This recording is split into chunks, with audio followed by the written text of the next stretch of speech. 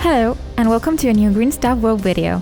Today, we're painting this Chaos Pyre miniature scene. We'll start by preparing the vase with 5mm cork sheet, cutting it to match the vase size. Then, we carve the edges with a craft knife for a rounded finish. For better adhesion, we make a few slices on the vase and spread a thin layer of cyanoacrylic glue across the surface. We press the first cork layer into place, ensuring it aligns perfectly, then stack smaller pieces to shape the burning place.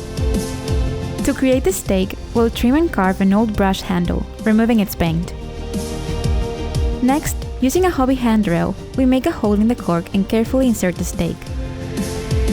For the fireplace texture, we'll use basing bark chips, gluing them around the stake and stacking them vertically. Miniature bricks will add extra detail. Scatter some around the stake and a few across the surface. To enhance the scene, we place skeleton bits throughout the ground and near the bark chips.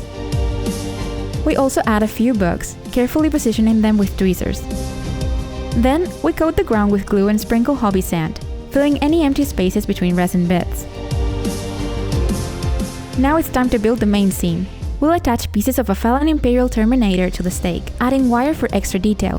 Finally, we'll place battle spears to complete the look. Moving on to painting, we start by protecting the vase with masking tape. Once done, we'll prime everything in black.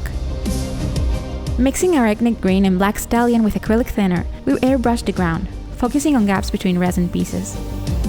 A light coat of Kraken Green goes over the Imperial Terminator, followed by Varangian Green on select areas to add depth and deeper shadows.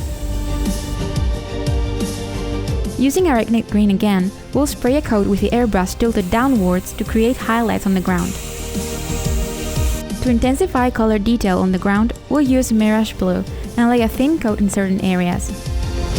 For the stake wood, we'll brush with Overlord Olive, being careful around the edges to avoid painting the character. The Terminator's metallic areas such as the belt, emblem, eyes, and wires are painted with gunmetal gray. To intensify the fire's glow on the ground, we'll dry brush with gray teal, giving light touches on the surface. For contrast and realism, we apply turquoise ghost tip all over the ground surface.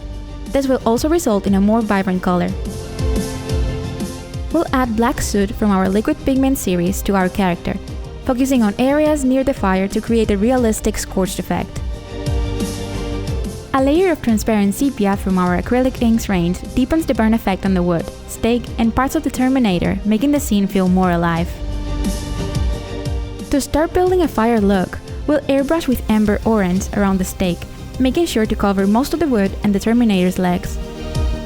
To intensify the glow, we'll use Flaming Orange, spraying downward and focusing on the center of the pile. And for the highlight of this piece, we'll create realistic flames with Fluor Flaming Orange. Using a brush, spread the gel with an upwards motion, covering most of the pile area and let it dry for 24 hours.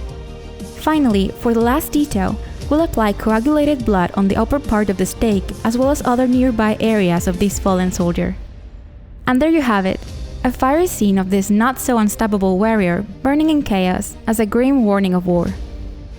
Remember to like, subscribe, and hit the bell icon so you never miss a new video. Tell us in the comments below, did we capture the brutality and power of the Chaos Horde? See you in the next Green Stuff World video.